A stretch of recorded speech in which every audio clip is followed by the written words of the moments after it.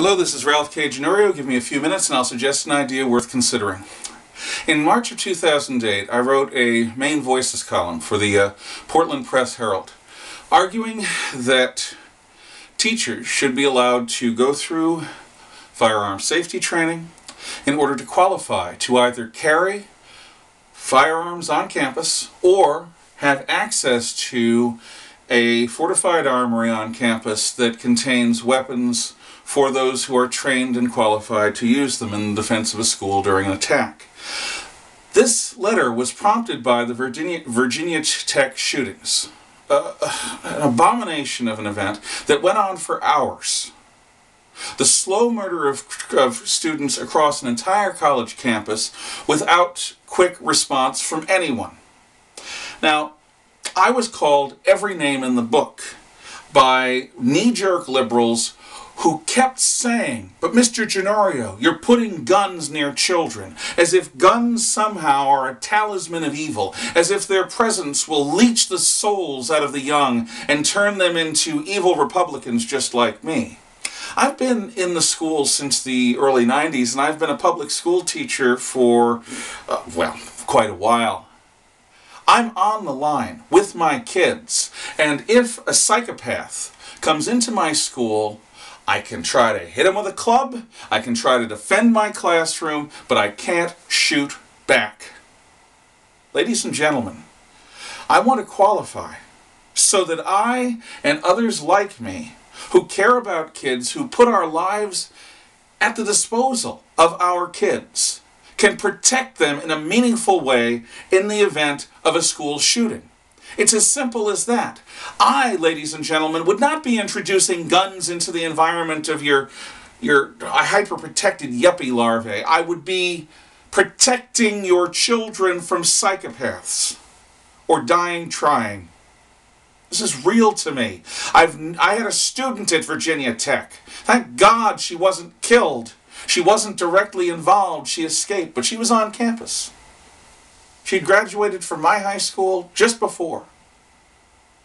I have known people who have died in violence. I come from a family of police and teachers, and I'm telling you, the laws and the regulations that affect who is committed to insane asylums as dangerously mentally ill is at the heart of this. It is not guns.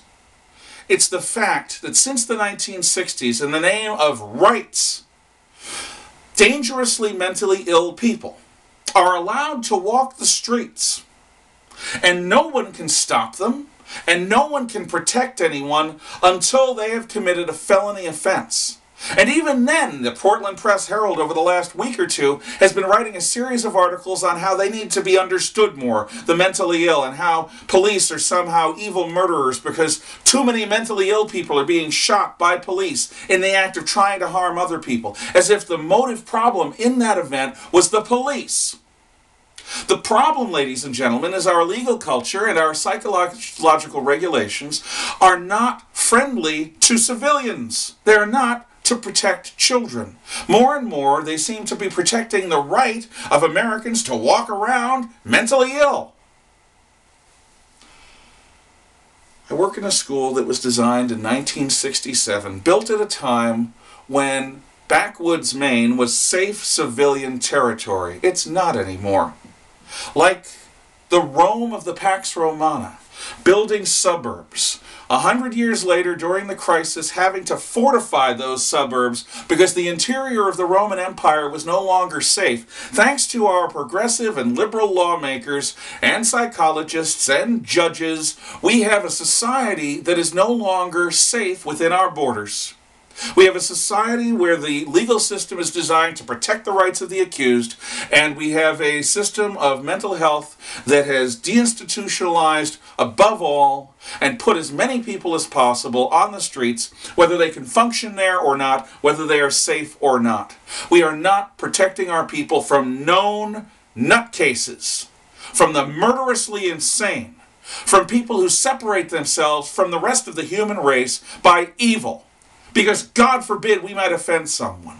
That's the problem. We need to reform our psychological regulations. We need to reform the laws that deal with them so that dangerously mentally ill people can be committed for the good and protection of innocent people in society. And until that happens, I'm going to continue to advocate for teachers to be able to apply to a state program run by the state police to learn how to manage firearms on school campuses so that we have them available. Because right now, we are wide open. We need better laws to protect our kids. And ladies and gentlemen, the front line of the defense of your kids while they're at school are me and others like me who are in the teaching profession. God, give me the strength to do what those heroic teachers did if I ever have to face a situation like they did. I hope I never do. I hope my kids never have to face the deadly threat of a mass murderer. I hope I have the courage to do what they did and what other teachers have done in similar cases. But I would like to have something in my hands more dangerous than this, if and when it happens. Think about it. Talk to your lawmakers. Make up your own mind. And if you don't like my suggestion, come up with a workable suggestion of your own, other than trying to disarm the law-abiding citizens of the United States. Because, ladies and gentlemen, it's not the law-abiding citizens of the United States that are the problem. Think on it and be well.